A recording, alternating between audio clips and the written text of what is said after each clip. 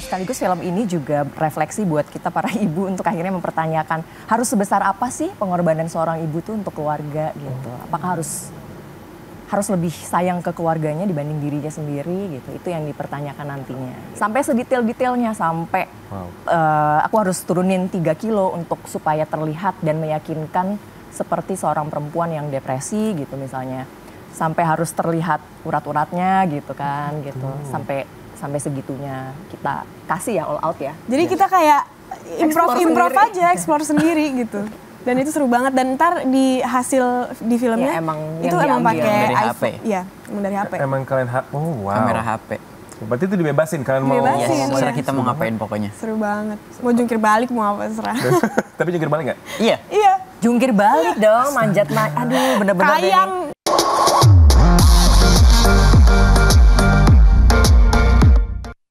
Hey yo, welcome back to I Talk with the Oki Alparez, Citizen. Apa kabar nih? Semoga dalam keadaan sehat selalu. Nah, di Indonesia itu sekarang ini udah banyak banget film-film yang keren-keren dari mulai animasinya, ya kan, kemudian film dramanya, plus lagi rame banget nih film horor-horor Indonesia yang siap memanjakan mata netizen atau in-citizen di rumah. Nah, hari ini kita kedatangan ada 3 orang tamu yang bakal ngomongin soal film mereka. Ini horornya berbeda karena kita ngomongin psychological horror. Nggak lain nggak bukan, ini dia ada Kak Artika Sari Devi, Aurora Ribeiro, dan juga Ali Fikri. Guys, thank you so much for coming loh. Thank you for having us. Apa kabar kalian ini? We are doing good. Seneng banget akhirnya ketemu lagi ya. Udah lama kita nggak ketemu soalnya.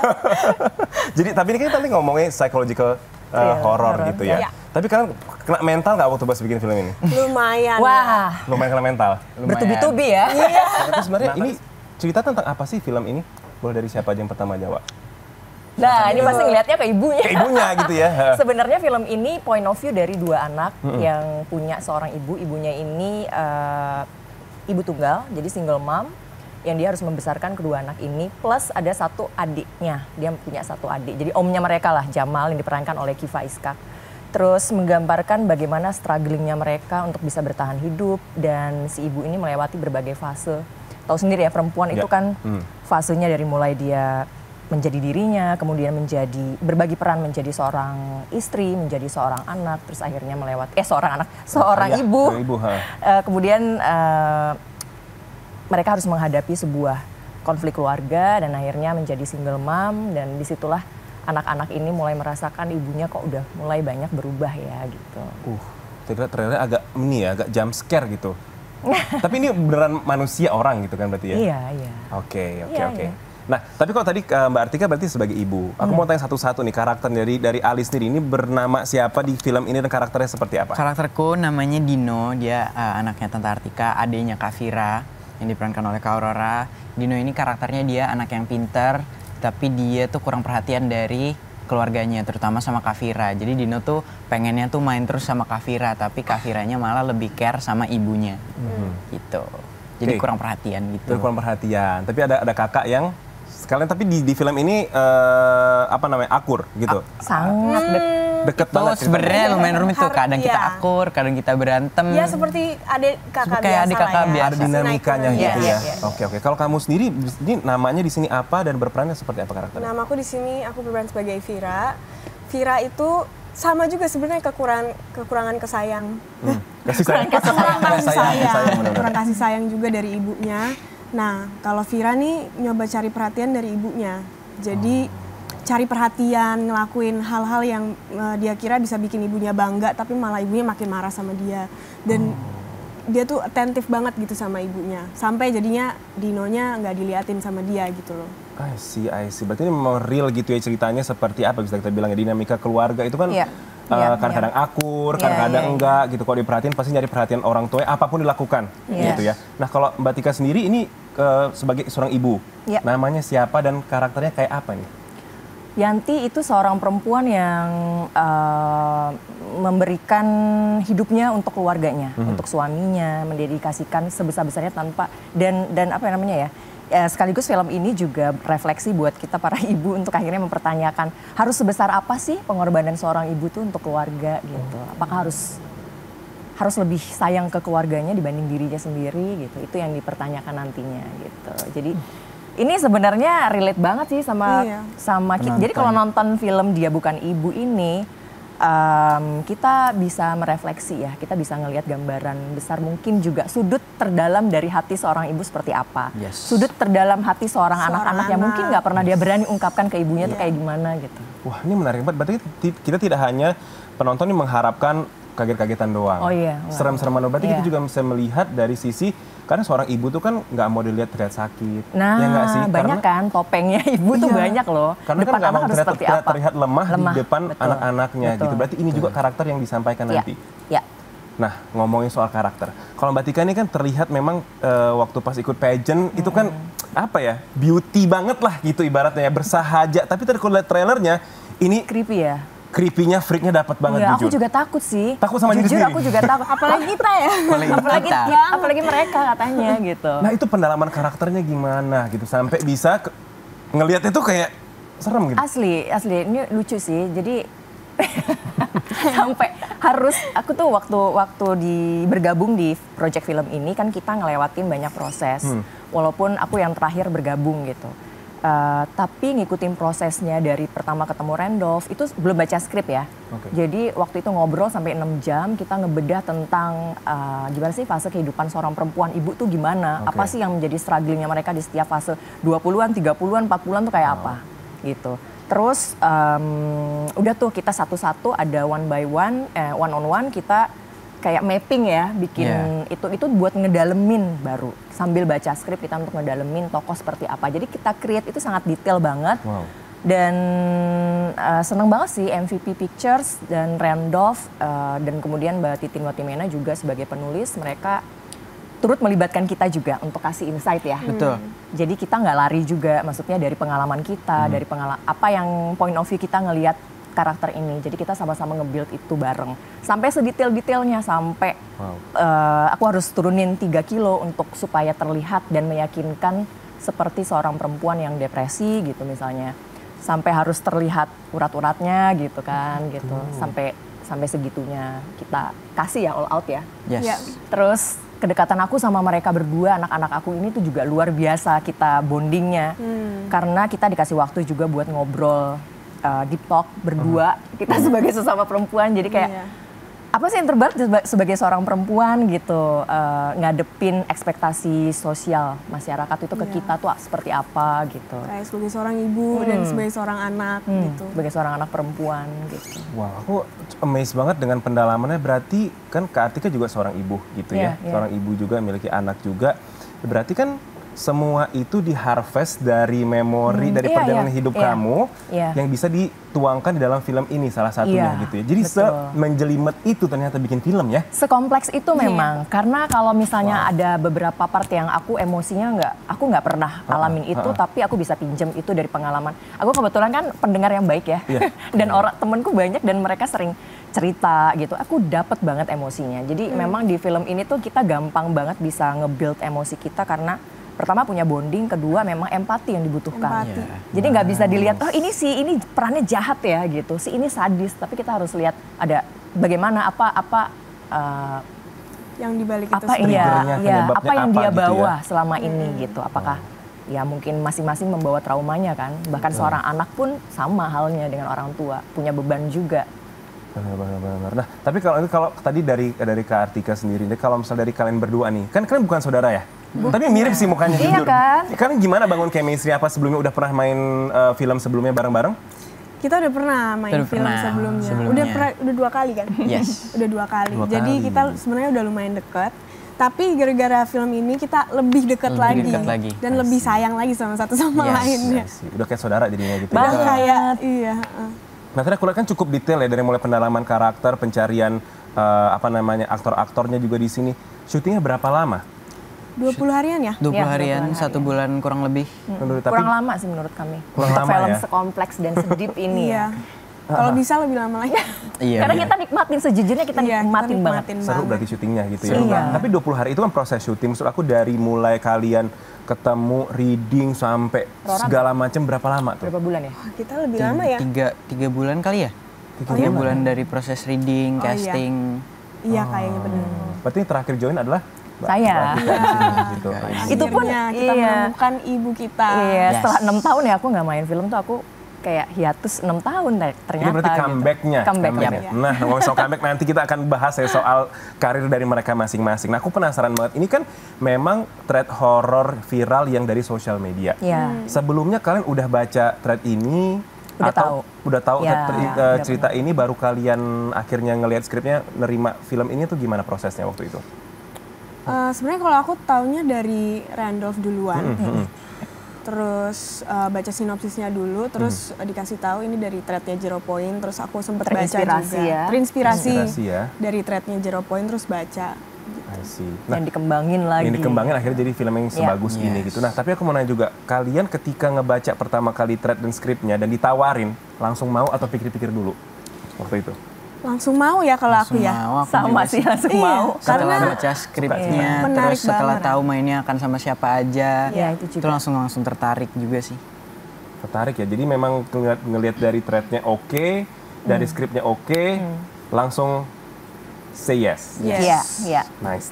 Nah, bagi kalian ya untuk berperan dalam sebuah film ini sebelumnya diangkat dari sebuah tulisan, apakah itu menjadi sebuah beban gak sih? Soalnya kan orang-orang kan biasanya kalau dari thread-thread itu udah punya apa ya bayangan sendiri, atau misalnya dari novel ke film, biasanya membaca novel, Iya. ini kurang seru nih.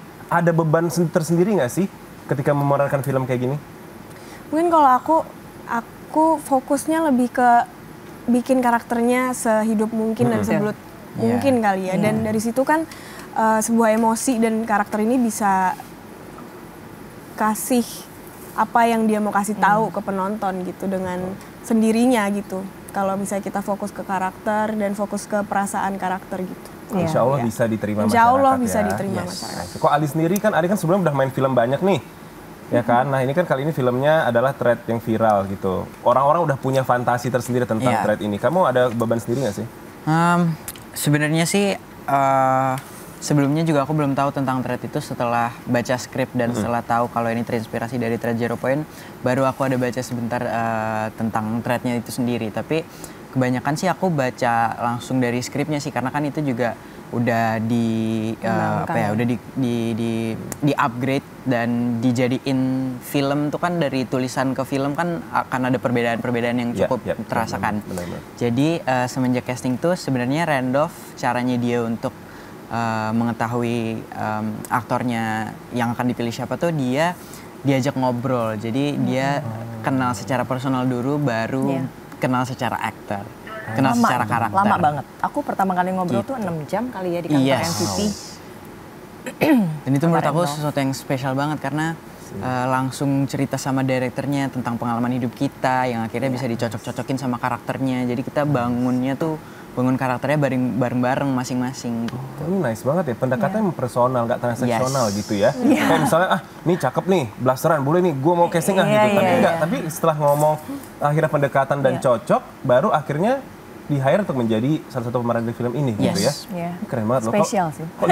Kok dari Mbak Tika sendiri ada beban tersendiri nggak sih? Kan sebelum udah main film juga nih, Iya, udah lama gitu iya, ya, terus iya. comeback lagi. Pasti sih, aku sempet nggak pede sebenarnya. Apalagi dengan peran Yanti yang menurutku ini sangat berat tanggung jawabnya Yes. untuk bisa membawakan kegelisahannya ya, kekalutannya, kegetirannya, kemarahan, semua emosi yang dialami sama Yanti itu berlayer-layer. Dan itu misalkan itu mungkin triggernya ada di beberapa tahun yang berpuluh-puluh tahun lalu, itu harus dihidupkan di scene-scene tertentu gitu ya. Itu tuh harus bener-bener kena dan harus terlihat hidup, nyata gitu. Iya.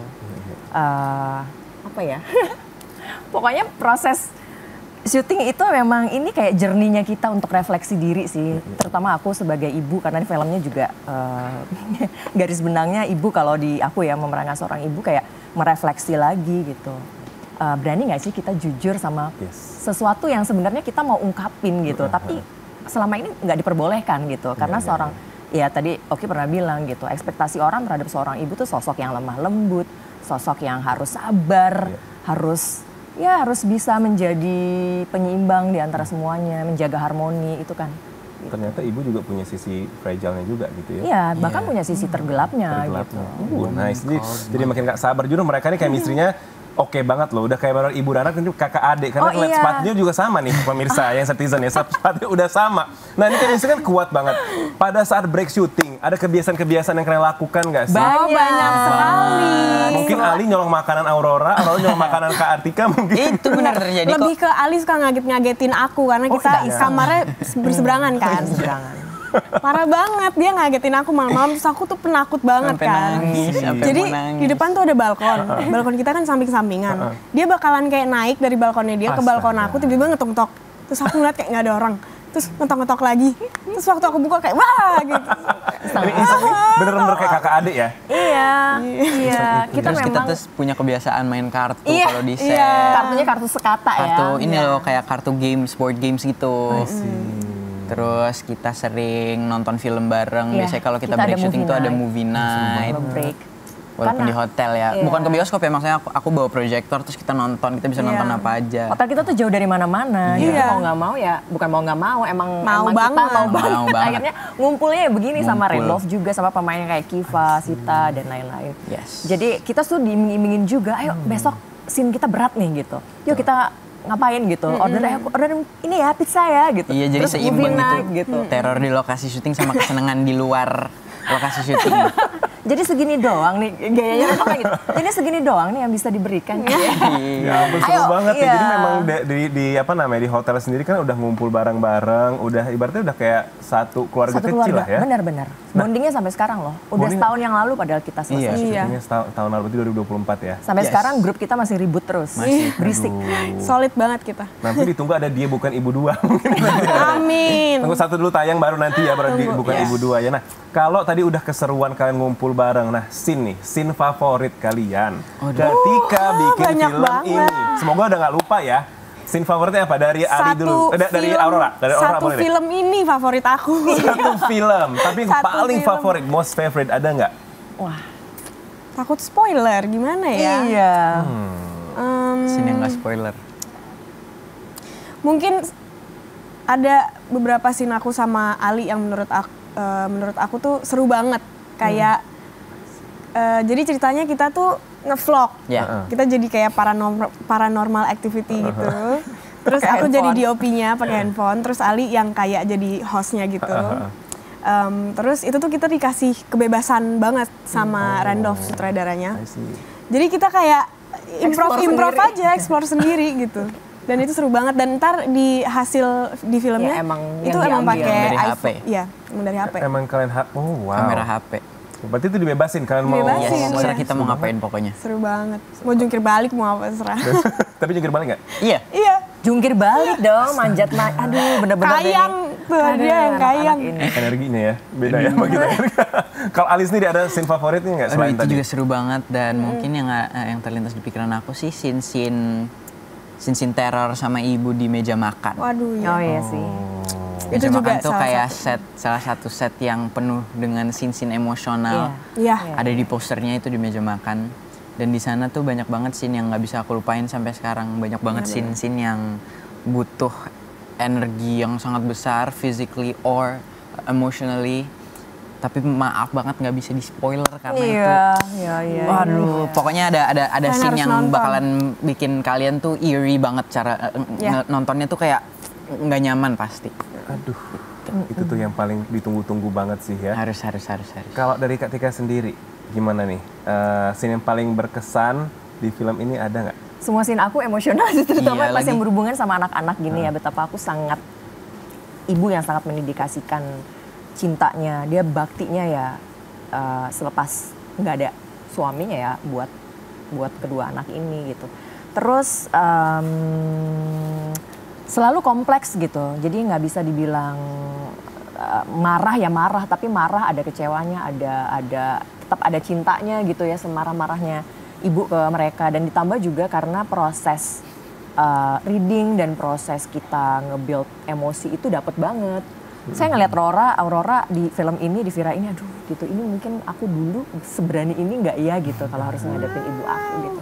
Terus aku dapat anak laki-laki yang aku nggak pernah punya. Anakku aslinya kan aku punya anak 2 perempuan ya. Di sini aku bisa dapat punya anak Laki-laki. sekeren dan semanis Ali yang jagain kakaknya gitu.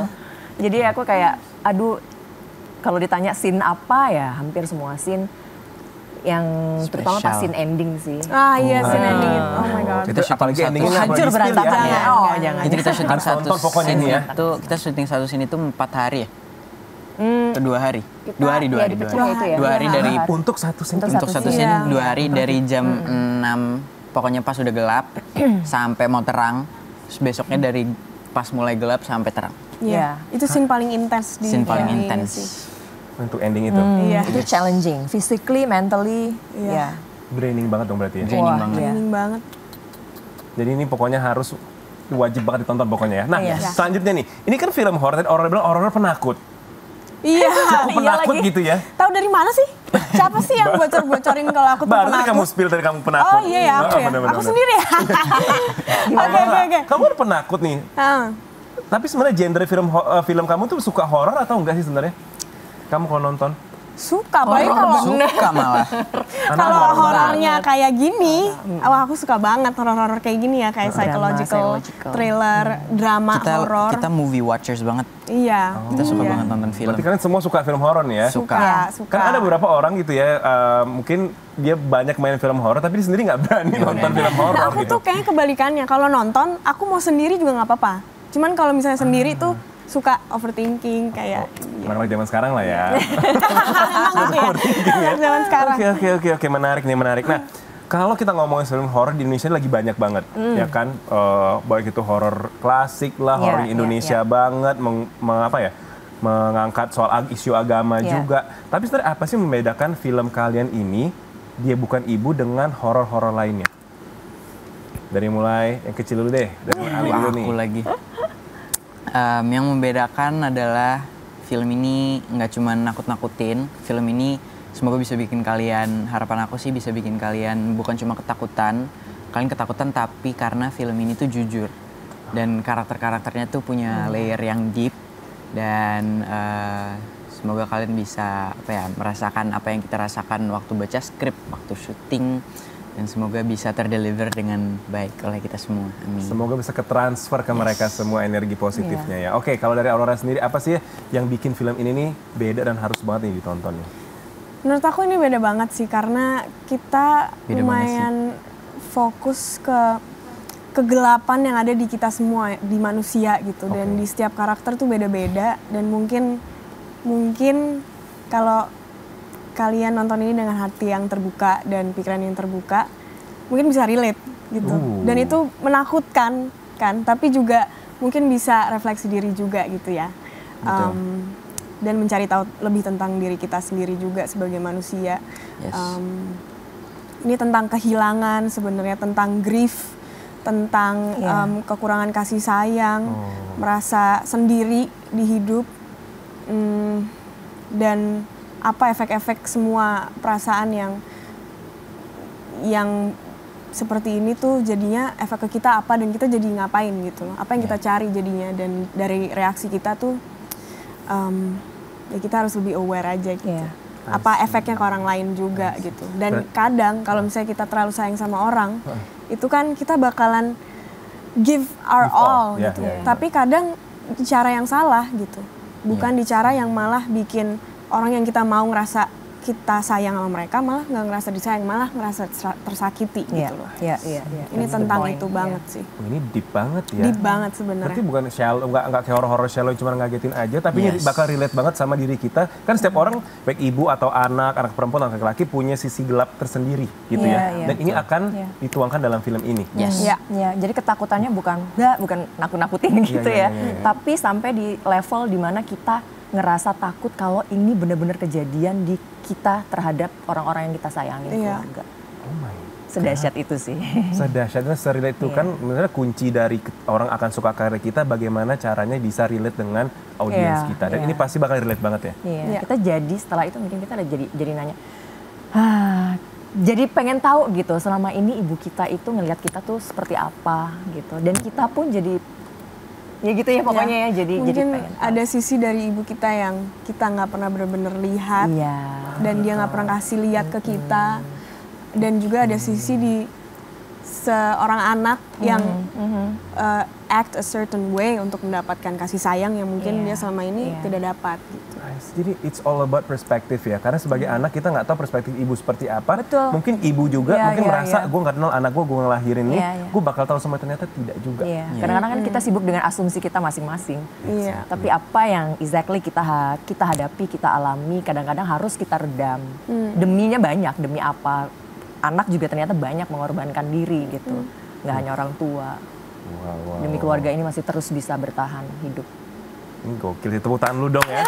Ini saya berharap ini nggak spoiler alert banget gitu ya. Cuma gatel pengen ngasih tahu. Banget nih. Karena bakal film bakal bagus banget nih. Karena ini kasih kita gambaran seperti apa film yang nanti akan Citizen saksikan.